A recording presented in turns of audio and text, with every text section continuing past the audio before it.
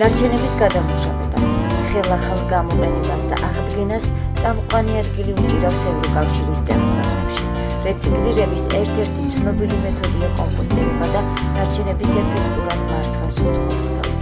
კომპოსტი არის ორგანული ნარჩენების ბუნებრივი დაშლის შედეგად მიღებული მასა, რომელიც ნიადაგის გასამკვიდრებლად გამოიყენება.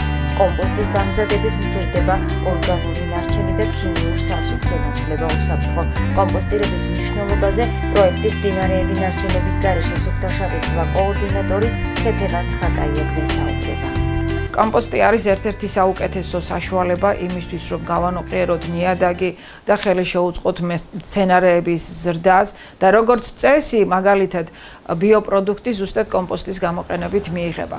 ამდენად ძალიან მნიშვნელოვანია ზოგადად ნარჩენების კომპოსტირება. კომპოსტი მიიღება ორგანული ნარჩენებისგან, რომელიც წარმოიქმნება ჩვენს ოჯახებში, მაგალითად, სამზარეულოს ნარჩენები, ეგრეთ წოდებული სამზარეულოს ნარჩენები, მათ მიეკუთვნებათ მაგალითად სხვადასხვა ბოსტნეულის, ან ხილის, ან მწვანილის ნარჩენები, ასევე შესაძლებელია კომპოსტირებისთვის გამოყენებული იქნას ბაღის, პარკების ნარჩენები, იმ ნარჩენებში, რომელიც ზოგადად წარმოიქმნება ქალაქის პირობებში, თუნდაც სადღაც მუნიციპალური ნარჩენების 40-50% არის ისეთი ტიპის ნარჩენები, რომელიც ექვემდებარება კომპოსტირებას.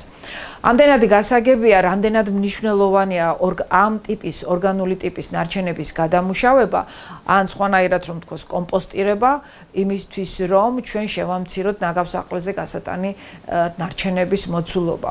და კიდევ ერთი ძალიან მნიშვნელოვანი ფაქტი, რომელიც დაკავშირებულია კომპოსტირებასთან, უნდა ითქვას, რომ ის ნარჩენები, რომელიც გამოიყენება კომპოსტირებისთვის ზოგადად წარმოადგენს ნაგავსაყრელზე სათბურის აირების წარმოქმნის წყაროს და დღესდღეობით შეიძლება ითქვას, რომ ზოგადად გლობალური სათბურის აირების ემისიაში ორგანული ნარჩენების და ნარჩენების წილი შეადგენს 5%.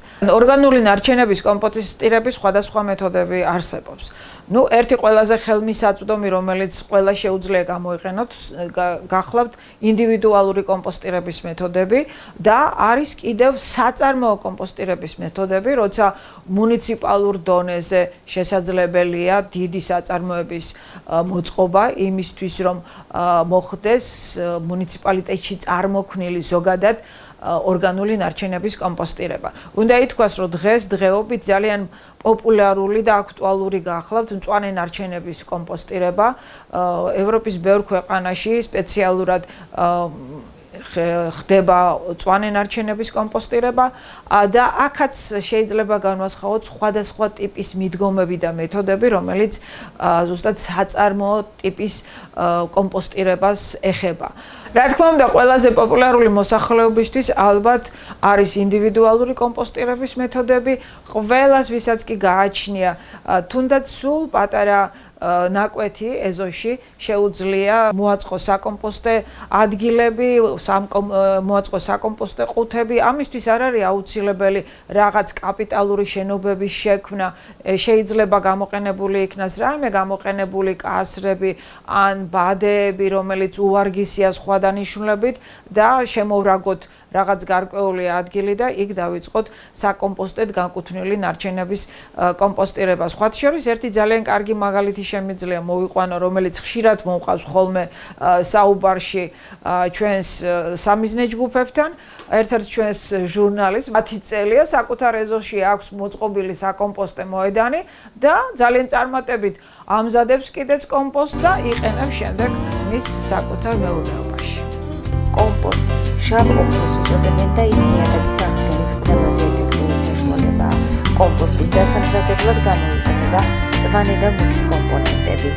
ახლა რაც შეეხება თვითონ კომპოსტის გამოყენებას, აქ ძალიან მნიშვნელოვანი არის შედეგები, რომელსაც ჩვენ გვაძლევს კომპოსტის გამოყენება სხვადასხვა დანიშნულებით. მაგალითად, სოფლის მეურნეობაში კომპოსტი იძლევა იმის საშუალებას, რომ გაიზარდოს მოსავლიანობა პროდუქტი. მცენარე ხდება უფრო მდგრადი დაავადებების მიმართ, უფრო ნაკლებს მოიხმარს წყალს და რა ძალიან მნიშვნელოვანია პროდუქტი, თავად ნაყოფი ბევრად უფრო კარგად გამოიყურება, ან სასაქონლო სახე პროდუქტის ბევრად უფრო კარგია და რა თქმა უნდა კონკურენტ უნარიანს ხდის ამ შემთხვევაში პროდუქტს.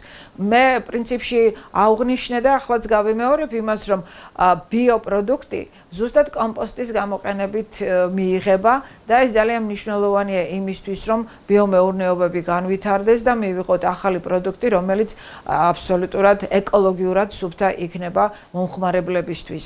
ამის გარდა კომპოსტს რა თქმა უნდა გამოიყენებენ სხვა დანიშნულებით, მაგალითად საყვავილე მიწის გასაზავებლად შეიძლება იქნეს გამოყენებული, მაგალითად ერთი წილი კომპოსტი და 2 წილი მიწა ჩვეულებრივი ნიადაგი იძლევა ძალიან კარგ შეხამებას და ჩვენ შეგვიძლია ესეთ მიწაში ჩავდგოთ ყვავილები, მულჩირების პროცესში გამოიყენება ასევე კომპოსტი. ამიტომ კომპოსტი შეიძლება ითქვას უნივერსალური ნივთიერებაა.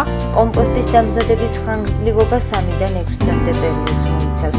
საკომპოსტე ორმოს ფსკერი უნდა დაიფაროს ისეთი მასალებით, რომლებიც კარგ აერაციას უზრუნველყოფენ, მაგალითად ჩალახის ტოტები, ნაფოტები და სხვა. მეორე ფენა მწვანე მცენარეები ან მცენარეული პროდუქტების ნარჩენები. მესამე ფენა დაქუცმაცებული ქაღალდი ან გამხმარი ხის ტოტები, ხოლო მეოთხე ფენა მიწა ან გადამწვარი ნავები. პროცესი კომპოსტირების არის ბუნებრივი დაშლის პროცესი ორგანული ნარჩენების და ეს ძალიან მნიშვნელოვანია და თუ მაგალითად ბუნებრივად მიუშვებთ თავად აი ამ პროცესს, სადღაც 6 თვის, 1 წლის განმავლობაში შეიძლება მზა პროდუქტიც კი გქონდეს.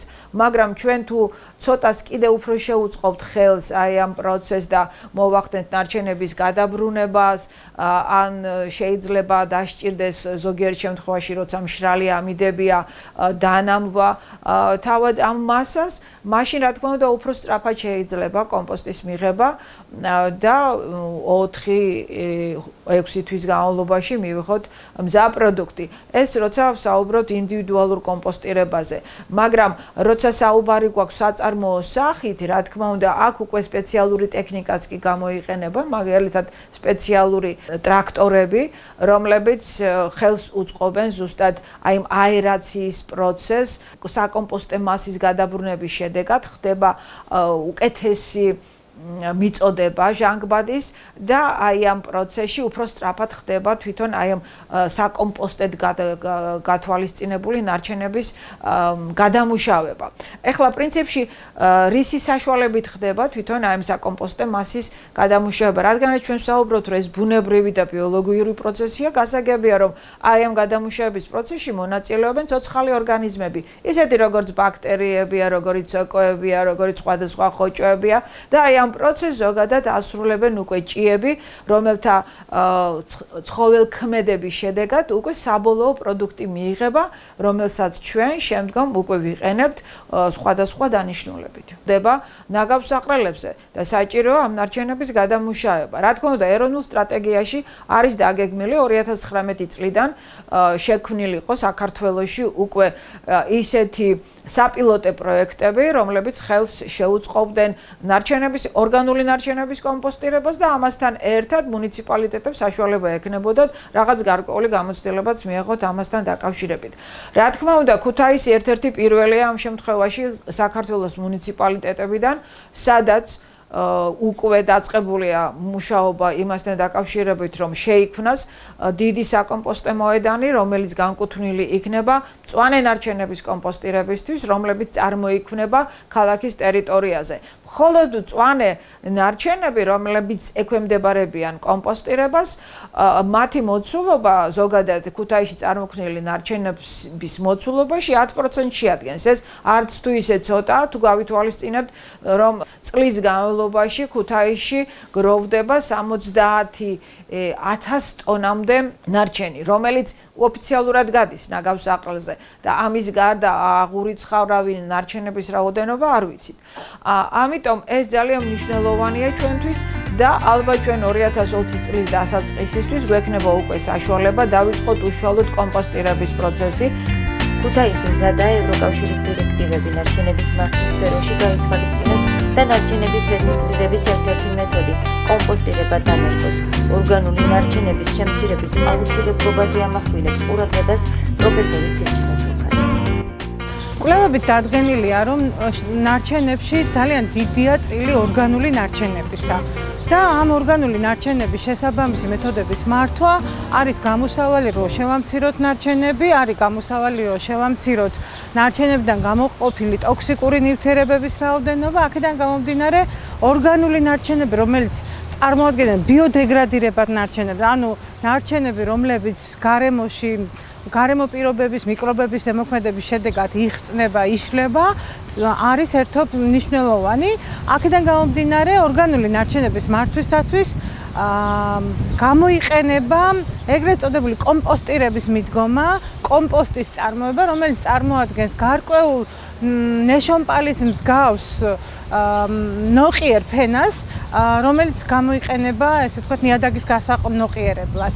ამ კუთხით ფართოდ გამოიყენება ორგანული ნარჩენების კომპოსტირება და ჩვენ ამ პროექტის ფარგლებში, რომელსაც ქვია მდინარეები, სუფთა-შავი ზღვა მდინარეები ნარჩენების გარეშე, დაგეგმილია ქალაქ ქუთაისში პირველი მუნიციპალური საკომპოსტე მოედნის მოწყობა, სადაც მოხდება ქალაქში, ქუთაისში და მის შემოგარენში წარმოქმნილი მწვანე ნარჩენების კომპოსტირება. შედეგად ქალაქი მიიღებს კომპოსტს, ბუნებრივ სასუქს, რომელიც გამოყენებული იქნება გაზონების მოსაწყობად, ეროზირებული ნიადაგების აღდგენისათვის და ასე შემდეგ და აი ამ კუთხით პირველი ნაბიჯები კომპოსტირებაში ძალიან მნიშვნელოვანია. ეს პასუხობს ევროკავშირის ასოცირების ხელშეკრულების მოთხოვნებს და იმ გამოწვევას, რომ ქვეყანამ უნდა დაენერგოს ბიოდეგრადირებადი ნარჩენების მართვა და შეამციროს ზოგადად ორგანული ნარჩენების გატანა ნაგავსაყრელებზე, აქედან გამომდინარე კომპოსტირების მოედანი, რომელიც მათ უნდა იფუნქციონიროს და მოემსახურება ქალაქს და შესაბამისად უფრო გაფართოვდება და რეგიონსაც კი, არის ძალიან დიდი გამოწვევა ჩვენი ქვეყნისათვის და ჩვენი ქალაქისათვის. ქუთაისში მწვანე ნარჩენებისათვის განკუთვნილი საკომპოსტე მოედნის ადგილმდებარეობა და ფართობი უკვე ცნობილია. ქუთაისის მწვანე ნარჩენების საკომპოსტე საწარმო განთავსებული იქნება ავტომშენებლის ქუჩაზე, მიმდებარე ტერიტორიაზე, სადაც მდებარეობს სპეციალური სერვისების ადმინისტრაციული შენობა. უკვე გამოყოფილია ტერიტორია ამასთან დაკავშირებით. მინდა გითხრათ, რომ აი ამ მოედნის ფართი იქნება 3024 კვადრატული მეტრი. თვითონ შენობა იქნება გადახურული და ყველა პირობები იქნება დაცული იმისთვის, რომ მივიღოთ მაღალი ხარისხის კომპოსტი და რაც შეიძლება ნაკლები იყოს ზემოქმედება გარემოზე და ადამიანის ცხოვრების პირობებზე. ადგილობრივი თვითმმართველობა ნარჩენების მართვის გეგმის კვალდაკვალ ორგანული ნარჩენების რაოდენობის შემცირებაზე ორიენტირებული. ქუთაისის მერიის დასუფთავების განყოფილების უფროსი არჩილ ყაბლაძე საკომპოსტე მოედნის მშენებლობის მნიშვნელობაზე საუბრობს. ჩვენ ამ პროექტის ფარგლებში ვიმყოფებოდით ქალაქ გალათში, სადაც უკვე არსებობს კომპოსტირების მოედანი. ჩვენ იქ შევისწავლეთ თუ როგორი შენობა არის საჭირო ამ მოედნისთვის, თუ რა ტექნიკა არის საჭირო, როგორი კონტეინერებია საჭირო და ის ყველა აღჭურვილობა, რომელიც საჭიროა ფუნქციონირებისათვის. კომპოსტირება ნარჩენების მართვის პოპულარული მეთოდია. ამ შემთხვევაში ვამცირებთ ორგანული ნარჩენების რაოდენობას და ვიღებთ პროდუქტს, კომპოსტს, რომელიც ორგანული სასუქია და ნიადაგის მოსავლიანობას ზრდის. ნარჩენების მართვის ეროვნული სტრატეგიის ხედვა გახლავთ ის, რომ საქართველოს ისწრაფვის გახდეს ნარჩენების პრევენციაზე და რეციკლირებაზე ორიენტირებული ქვეყანა. ეს იმას ნიშნავს, რომ ჩვენ ძალიან ახლო მომავალში და ძალიან სწრაფი ტემპებით უნდა გადავიდეთ ნარჩენების არა მარტო გადამუშავებაზე, არამედ მის შემცირებაზე და ხელმეორედ გამოყენების მეთოდებზე და რა თქმა უნდა კომპოსტირება არის ერთ-ერთი წამყვანი კომპონენტი ზუსტად ნარჩენების რეციკლირების სფეროში და მე ვფიქრობ ჩვენი ჩვენი წვლილი შევიტანოთ ამ საქმეში, რაც უფრო ნაკლებ ნარჩენებს წარმოქმნით, რაც უფრო მეტ ნარჩენებს გადავამუშავებთ, მით უფრო დიდ წვლილს შევიტანთ სუფთა გარემოს და ადამიანის ჯანმრთელობის უზრუნველყოფაში. გადაცემა მომზადებულია პროექტის მდინარეები ნარჩენების გარეშე სუფთა-შავი ზღვა ფარგლებში, რომელიც ხორციელდება ქუთაისის ადგილობრივი თვითმმართველობის მიერ იმერეთის მხარის მეცნიერთა კავშირ სპექტრთან პარტნიორობით, ევროკავშირის შავი ზღვის აუზის ქვეყნების 2014-2020 წლების პროგრამის მხარდაჭერით. პროექტი მიზნად ისახავს გარემოს მდგომარეობის გაუმჯობესებას, მდინარეებისა და შავი ზღვის ნარჩენებით დაბინძურების შემცირების ხელშეწყობას, ნარჩენების მართვის თანამედროვე მეთოდების დანერგვითა და მოსახლეობის გარემოს დაცვითი ცნობიერების ამაღლების მიზნით.